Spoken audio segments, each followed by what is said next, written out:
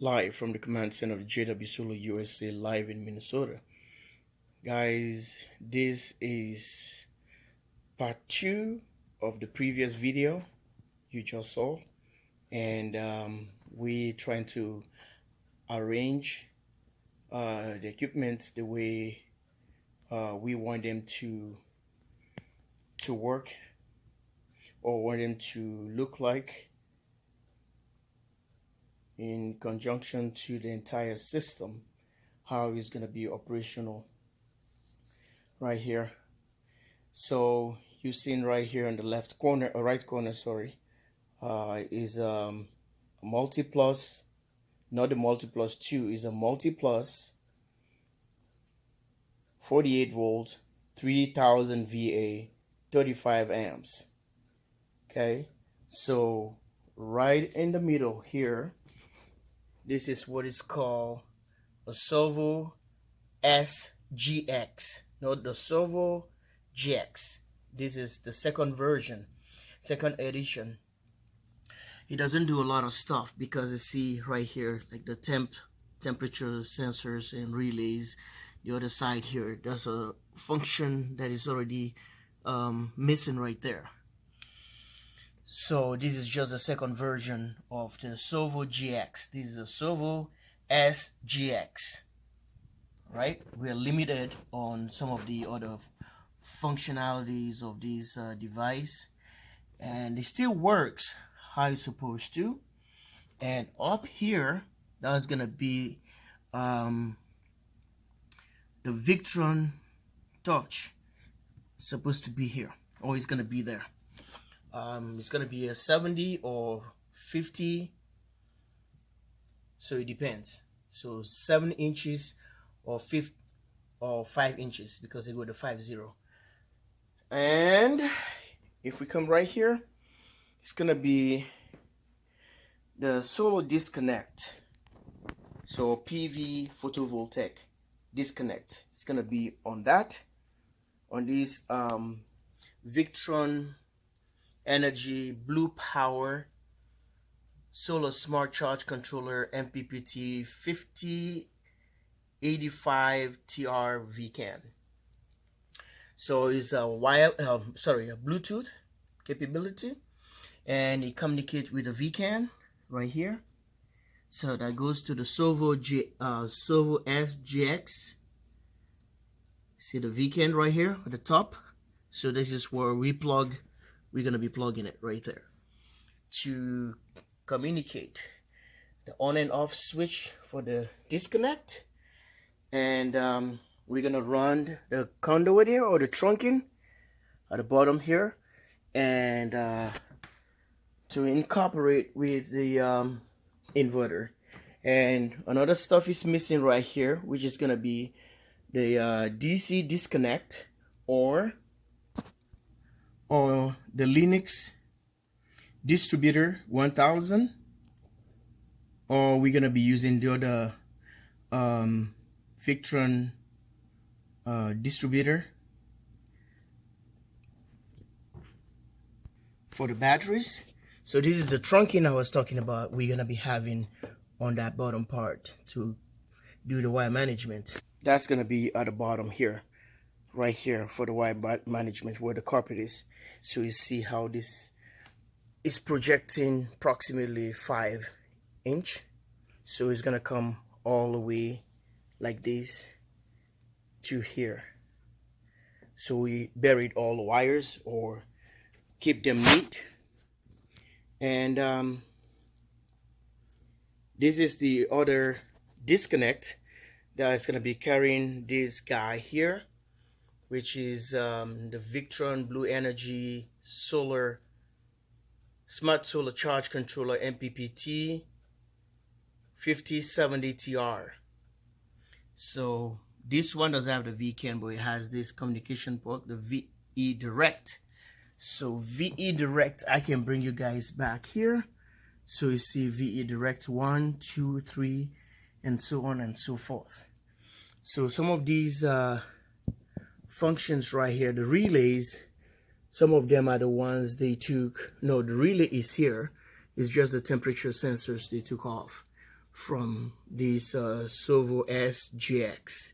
See that the relays are there, so we can able to run relays on this, and we can to run relays here to able to control certain things we want to run. Maybe for tanks, for RV, you can run your tanks, water tanks. You can able to activate certain things you want to run on a relay on and off as you charge, or you want your stuff to be at a certain level. Everything is going to be automatic.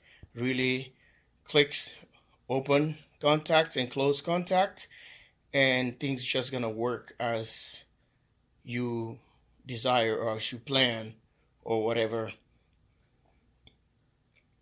So this is what it is. I just want to make a follow-up video, and this is how I've lined it up. And this is where the Linux distributor is going to be at right here. So we might route the battery right here, and it's going to run on this side. We might probably drop these boxes down a little bit. Then we can have a trunking right here in between and bring it all the way straight to the Cerbo-S GX. And after that, we project it all the way down here and bring it to horizontal, and we have this wire management right here that's gonna feed all the way down to the Linux distributor, and we have the AC input all the way down. We can set another box right here, maybe is a Eton on and off changeover, or like a little bit breaker like. And we can have here, which is our AC out. So we're gonna have another box down here. So that's why we have plenty of room down here.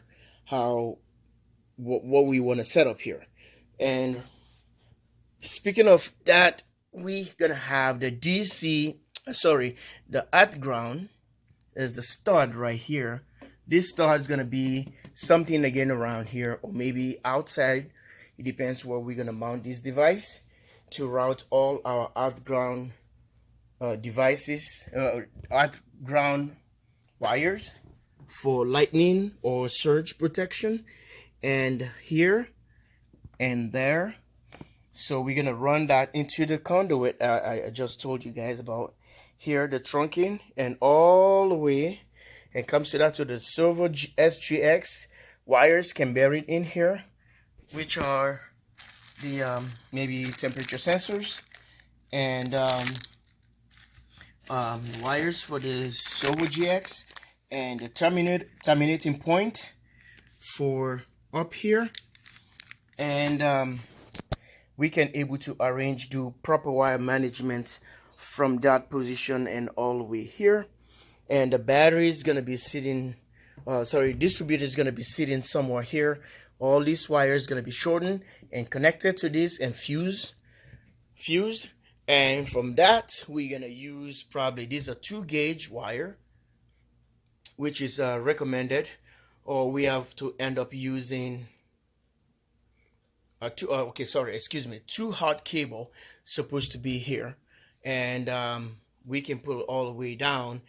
And if we want to pull more full capacity of this, we have to upgrade it to approximately 3 to 4 hot cable, and comes to the Linux distributor from the distributor, and all the power is going to be all set, and all the at ground. And I'm going to be using maybe one of these guys here, the Midnight Solar. Maybe this was going to be outside for the PV. This is where the PV is going to come first, or whatever, if I wanted to, if I don't want to use these guys here.